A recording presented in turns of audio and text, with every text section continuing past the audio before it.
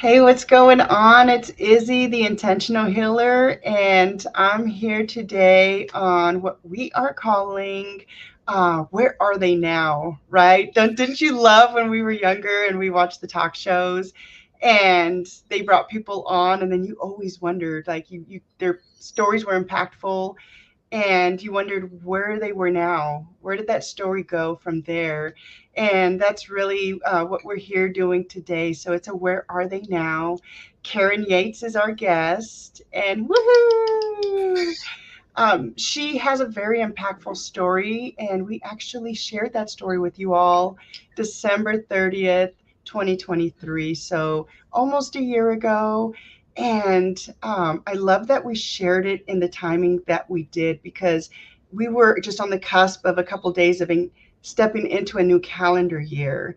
And for many people, that means starting something new and something fresh, leaving right the old behind, what didn't serve us. But a lot of times, even though we want better, we just don't know where to start.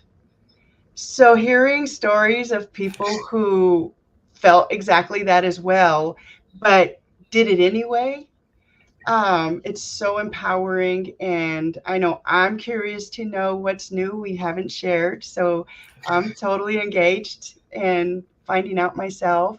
But we want to let all of you know who followed her story. And if you didn't follow it, we're going to have the link attached to this video. Listen to it because she gave such powerful nuggets on process, right? How something happened and how they made it happen. So listen to that and then listen to this follow up and see how that applies to your life. So welcome, Karen Yates. Yay! Oh, thank you, Izzy, for having me back. I was so excited when you reached out. You said, "Hey, I'd like to have you back." Definitely a year. It's flown by, nearly a year flown by, and it's like, wow, so many things have happened. And really kind of continuing with your message there that people want to change, but they don't know how to take those steps. Mhm. And that's really where I've spent a lot of time focusing this past year, is really developing, honing the message on what it was that allowed my husband and I to escape from our situation where we were having such a difficult time communicating. Our marriage was really, really rocky. Finances were terrible. Um, Taking that situation, turning it around, and doing something incredible, which, I'll give you the, if you haven't listened before, what it involved was leaving our normal life behind and traveling full time with our two children. But really honing the message on what it is that allowed us to escape, because so many people want positive change in their life, Mhm. but they feel stuck in their situation. They Absolutely. It's so difficult to break out of those habits. And so I've spent a lot of time really developing a 4-step methodology that looks at the brain chemistry, at what's going on in your brain that actually keeps you right where you are. I love that because you are a scientist, right? That is my background. Yes, That I is your actually do a lot of background. And I love neuroscience that research. you're going to give us these facts. So you said you built a part, 4-step methodology, four yes. step. I So the love acronym S.T.E.P. Actually, Okay, so I'm gonna 4 write this steps. down. Get your notebooks, guys. All right, so the first one, S, is sparking the opportunities in your brain. So really allowing yourself to dream. So many of us, from childhood, that imagination is pushed down, it's tamped down, right? We're not encouraged to be imaginative as we age, because that's threatening. Right. Really, it's threatening to society as a norm. You think if you go to school and you're considered a creative child, Right. that's not a good thing, Right. right? And so we're taught to actually tamp down and refrain from dreaming. Exactly. So the first one is really to allow yourself that opportunity, that space, to go into your mind and say, if I could imagine my life, or even a small portion of my life, to be better, what would that look like? And then really the focus is, how would that make me feel? Right. Because the connections to the emotions in our brain are so strong. If Yes. you think back to like your last Christmas, you might not remember all the gifts you got, but Mhm. you probably very likely can remember the feelings. Yes. And Yes. so when we can spark that connection in our brain with something that we want and connect it to how we want to feel, now we start to really spark that process, and then just allowing yourself the space. So much of the time we're focused on our daily activities, things that have to be done, right? You've got to get up and shower and eat and walk the dog and get the kids to school. All these things that are busy, Right. and we so often don't provide that time for us to dream and Exactly. think what we really would like in our lives, and we get stuck in the rut of the norm. Exactly. And we talked about that on your first interview last December, where you have to put your belief systems, that has to be your life, and then work, or how you allow money to come into your life to provide for your needs. And then we go into that divineness, right? Once we start making what we're doing as a servancy, we're doing it now to help others by sharing our stories. That's what we're doing. It's more about doing it for others, knowing that someone hearing this message is going to have developed the courage to take that step, that leap, to disconnect, or to be willing to think more expandantly, which is the dream, right? The Mhm. imagination. Be willing to expand our thoughts beyond what society, and unfortunately a lot of times our parents programming us, or grandparents, into what a functional adult looks like in society. Dreaming is for children.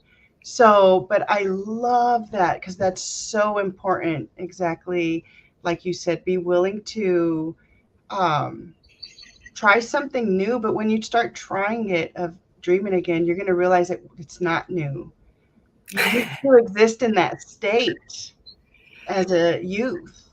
Yes, absolutely. But allowing it to come back to you as an Yes. adult and really just play with ideas. Mhm. And what you're going to find is that something will light you up. When you hit on that, that's like the moment that you're receiving it in and you're like, ah, that is what I truly want. Mhm. And that is really the start. When you can feel that excitement, that enthusiasm that we lack so much of the time because we're stuck in the daily activities. When you find that, then it's like, oh, that process has just been given like this shot of adrenaline, and it's incredible what can happen then. Absolutely, absolutely. And before we go on to the tea real quick, I want to, for the people who need to go back and watch the first interview, um, you did it when your kids are young. A lot of us, like myself, was always, everything I was planning was after the kids were grown up, because I already come from, I was trying to build stability and prove that I can grow roots somewhere. I wasn't a gypsy, floating around. Um, Recklessly, that I did that, so everything was thinking I was giving my children a better life, a better place. I just helped program newly, and it was to be fearful of life and to not expand, and dreaming is for kids, and all of that stuff. So the fact that you did it with two young kids, um, says a lot about the trust in your belief system, your trust in the voice that kept talking to you, that you finally listened and talked about. But I'm so anxious to go on to the tea. If you want to respond to anything I said, obviously, and then we can go on to the tea. No, you summarize that very well. There are so many messages we get from the people around us that are trying to shape us, and then we inadvertently do the exact same thing because we learn from what we're taught. And so as much as I was programmed, as much as all of us are programmed, we end up doing the same thing to our children. Yeah. And Put them in a box. it's been a real awakening for me learning this and trying not to program our Exactly. children with certain things. Right. Mine are adults, so now I'm like, okay, Lord, I did it all my way to get them there.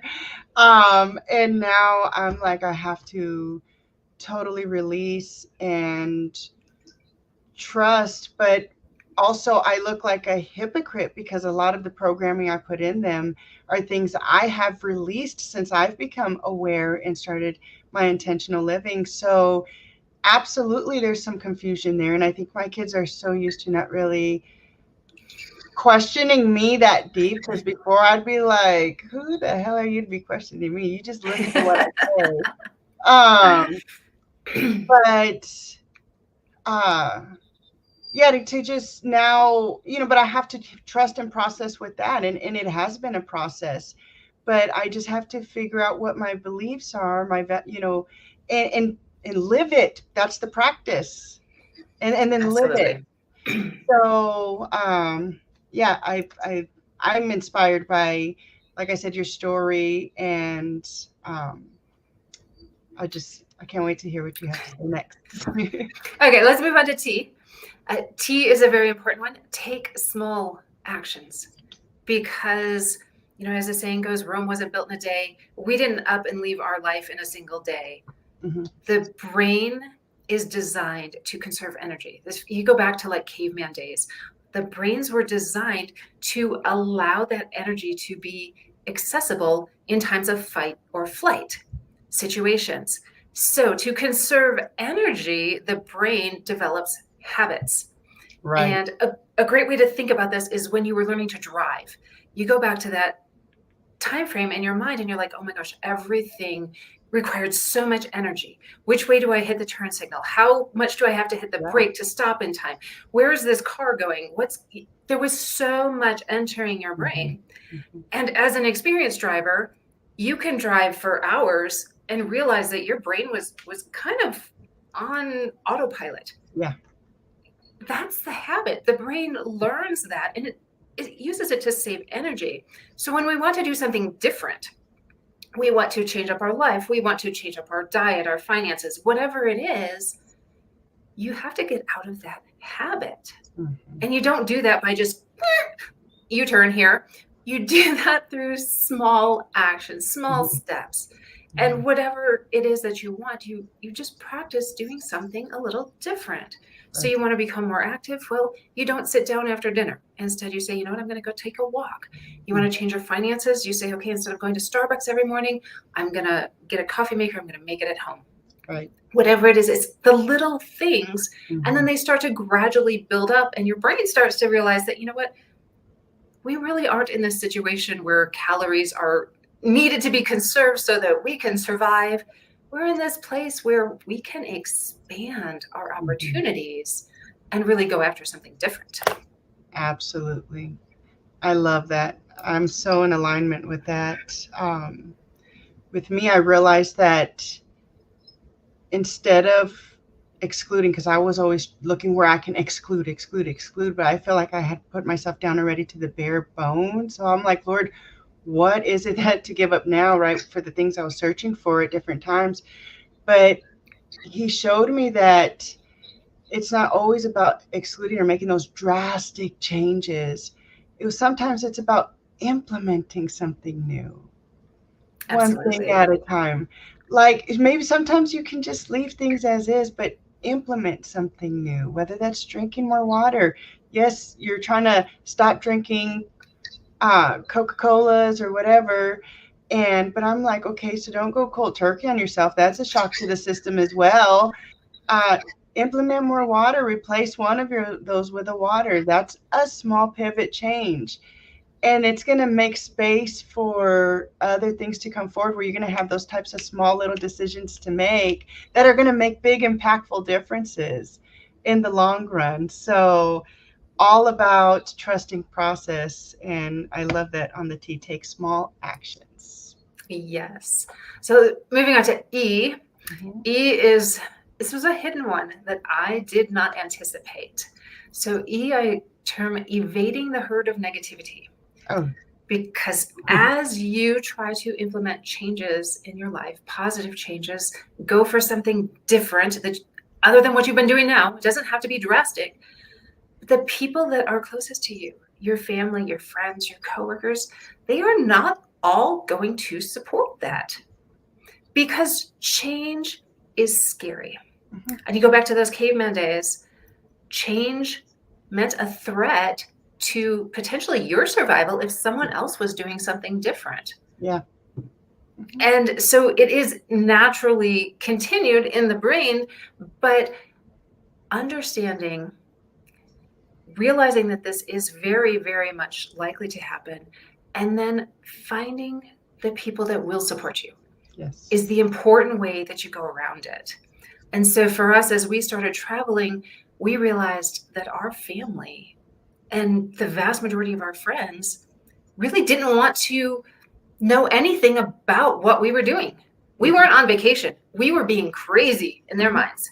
Yeah. And that is, nope, how's the weather? Okay, great. Yeah, how are the kids?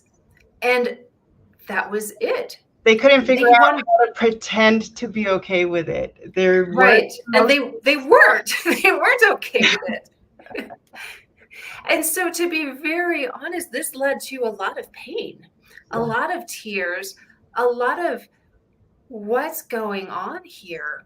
And we were very, very lucky that one, we didn't tell people we were doing this until we were absolutely committed to doing it. So no one was going to sway us at that point. Mhm. You know, if you go out there and say, you know what, I'm going to start this exercise plan, and your friends say, you know, I'm really comfortable with you as you are. Why are you going to do that? And they may try not to To put you discourage you. down, but to just keep you where you are because that's comfortable for them. Right. So if you say, you know what, this is what I'm doing, not I'm thinking about, you are committed to it. And then the second thing we were really lucky with is our first stop was in Bali, where there was a group, a conference for families that travel. Hmm. We met our tribe, the Right. people that understood us, the people that were there. The realization that family was not supportive hit when we were in Bali. And I reached out to this community, and the outpouring from all of these people was just the most tremendous pick me up that I could have ever imagined. Here I am crying my eyes out Mm. that my brothers don't want anything to do with me Right. now. Right. And this group comes together and offers all of that support. Right. It's so, so essential that any change Absolutely. you're going to implement, you have somebody that is there for you, who's going to provide that support, who's going to give you that hug, that encouragement, that I get you. And you know, as humans, as people, we are natural manifestors. What we feel is what we typically speak. What we speak is typically what we manifest in our life. And just knowing that, it's like before you can make space to find that, to be able to receive that tribe of people, you guys had to support each other first. Mm, absolutely. And like you said, until you got lock solid before you took it as now a unit, as one, and planting firm and knowing that's what you're doing, no one's going to sway you. But you had, and that's how we manifest what we want in our life. Is first we have to be willing to be that. And to be that Mhm. means you have to start with self.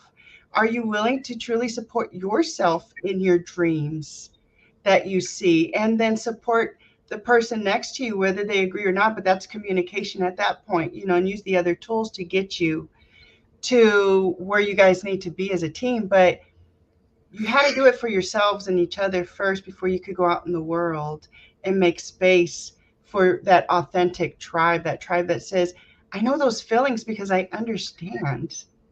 We did the same thing. And that's why telling your story is so important. Someone's going to feel seen, heard, valued, understood.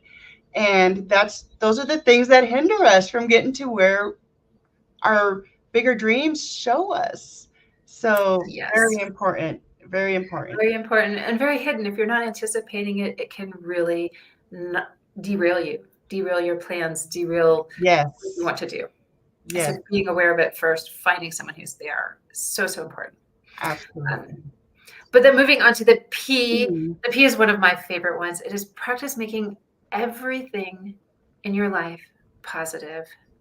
So Izzy and I, we were talking before we started recording, and you mentioned that you'd had pneumonia and were basically bedridden for a month. And I heard you say it, that is what my body needed. Mhm. And so you're not sitting there saying, oh my gosh, all the things I miss doing, all the activities, all the things I should have been doing, all of this, all the meals that my husband had to prepare. Mhm. No, you said, you know what? This is what I needed to heal. And that is what is so important. Our brains are naturally programmed to identify problems, Yes. right? So they will seek out, oh, this is a problem. This is a negative, right? And it just, they're designed to do that for survival, right? Caveman, we're not going to go out there because the wolves are out there now. Oh, okay, right? Like it protected us, right? But now Absolutely. we need to shift it from identifying those problems to focusing on those, to finding solutions, Yes. finding positives. And so being bedridden sounds really cruddy, right? But saying, you know what, that is what my body needed at that time to allow it to do its thing. And I'm okay with that. In fact, I'm happy because now I'm rid of it. Exactly. My body did what it was designed to do. And when you're feeling it, whatever it is that you're going through that slows you down enough where you start questioning what you're doing. Um, when you first start feeling it, it throws a glitch. So, yeah, you're like, really, right now? You know, and then you're sick, in my case. So it's like, okay, well, I just wanted to concentrate on sleeping. So I knowing my body heals most when it's sleeping. And that was the only way I felt better because being awake sucked for about a week and a half. And, but yeah, it's not till the part where I started feeling a little better, right, where clarity started coming of truth. I have a practice, my power path process, and those are just my daily practices that I've committed to myself to help me stay in alignment with who I'm being called to be as Izzy the intentional healer, to be willing to share my story unapologetically and make space for others to do the same unapologetically. So, um, as I'm feeling better, I'm like, well, the only thing you really can do is give thanks because your body can not know how to mend itself. You could have bigger problems than this. And if this sucks, that would really suck. And then you start scrolling on social media, and I follow, this young boy who's born and he's paralyzed. He can't walk, but he's like, gosh, he can't be older than 5. And he's pushing himself in training so that he can walk. And they're making these devices just for him. But it reminds me of our dear friend at BTBY, Jeff Martinet. And like, at times his doctors told him, well, many people lived in a wheelchair and lived happy for the rest of their life. And he said, well, that's great, but that's them, not me. And he walked, and even down to using his cane with each thing that he graduated to, it was never good enough. And what he goes to the gym every day, and he's dedicated to one day be able to run. And but he's grateful for the steps, and he knows sharing his story is impactful. It's how he gives back, and um, I just love it. But I'm while I'm sick, I'm watching this kid give his all to do something that I take for granted every day. So, Lord, of course I have to be grateful. I'm like, I feel like the biggest jerk in the world if I'm not grateful anymore because I know better. So, Yeah, that's one of my favorite things to do when the situation sucks in the moment is to think this could be worse. This could be so much worse. Even absolutely. if it sucks right now, it could be so much worse. And you're like, you do that little shift in your brain, and it's like, okay, this is how it is. I'm still grateful that it's not worse. Right, And when I get to the other side of it, that's when I can really start to find those positives. right. You know, did the time you spent in bed enable you to really get some clarity maybe in some of your thinking and your path forward? Or, did it allow you to reach out and connect to people that you hadn't done for some time? Right, Things like that where in the midst of it, it can be difficult. But I like to think, you know what? Well, you know what? We're stuck here. Well, at least it's not raining today. right. Because if it was raining, then we'd be wet and stuck here. Um, and so there's always something that you can do, even in the midst of a not so great situation, that Right. says, you know what? It's really not that bad. It could be a lot worse. Right. And for all the people who think that that's oh phooey, that sounds like a bunch of garbage to me. Just try something new. You don't have to take it on for the rest of your life. Just be willing to try something new, to experience life newly, to experience people newly, to experience yourself newly, outside of the box. And again, it's just a practice, right? We in life get to practice all these things with freedom of choice. And then that freedom of choice allows us to decide what is for us and what's not. Don't leave it in the hands of other people. Do not listen to part one. The link's going to be connected to this because you're going to understand why I keep emphasizing this with Karen Yates' story. They wouldn't have the experiences that they've had and been able to have as a family, and to give the freedom they're giving their children at a young age. The children already got to see what life looks like living in boxes, and they're getting to see what life looks like freely, to make your own true choices in life, and live the life you desire, not the life that you were programmed to think was the way to exist. So listen to part one. And Karen, let us know where you're at today, and give us a little rundown from December 30th when we recorded the first one. You, I'm trying to remember where you were. South America. Oh, Central, actually. We were at Lake Atitlan in Guatemala. Yes. So we Okay. had this beautiful week there, week vacation, really. Went back to Antigua for a couple of months. Then we hopped north. So we went into Belize briefly, up into Mexico, spent some time in Guanajuato and Puerto Vallarta, which is kind of it's our honeymoon spot. So it had special meaning. We Oh, actually did a recommitment ceremony to with each other, which was wonderful. It was just the four of us, my husband and I and our two kids. It was a very special place for us to be and to really to share that commitment to each other. From there, we did a brief hop into the States to see family. So we did that for 3 weeks. And then we hopped over to Europe. Uh, ooh, One of my husband's top bucket list items was to go to the Olympics. He nearly made it as a competitor back when he was a wow. runner. That didn't happen. So he's like, I want to at least be a spectator. So the Nice. Olympics were in Paris. And so we landed in England, made a trip to Paris for a week at the Olympics, went back to England, and then did a week in Spain Okay. before heading back to Guatemala, where we are now. I love that. I love that. And how are the kids doing? And the hubby? Oh, they're happy. Guatemala has this home feeling for us. My 12-year-old daughter literally said, Guatemala just feels like home. Mm, We left the States when she was 7, and right. even our 17-year-old, we left when he was 12. He said just out of the blue, like, the U.S. doesn't feel like home. I'm like, Wow. Isn't that? okay, But it's fair enough. what they're experiencing is that our life is more deep rooted than this life cycle that we're experiencing right now.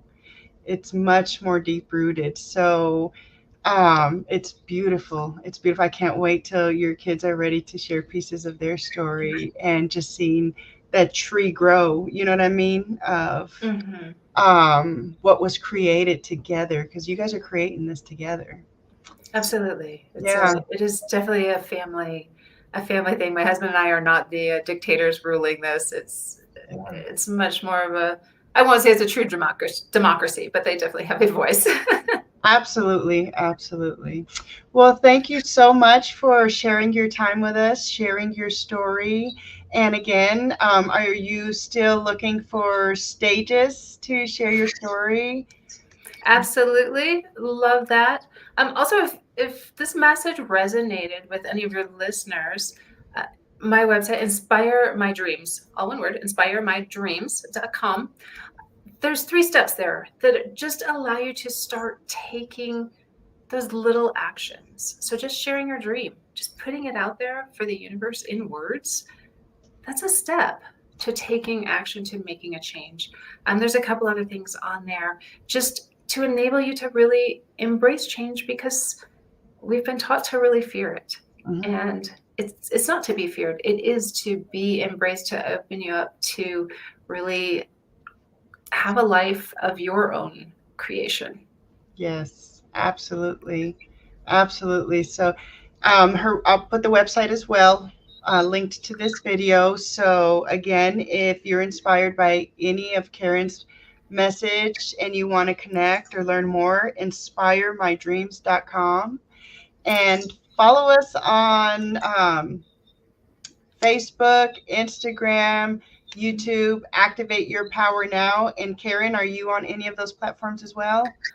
Facebook and LinkedIn predominantly. Nice. Okay. We'll attach all your handles to this video and connect. And I can't wait to hear where the story goes from here. Thank you for the four step acronym. I'll be sharing that as well, attached to the video. So use these tools, and do something new with yourself and with your life. And um, yeah, that's it. Peace. Absolutely. Thanks.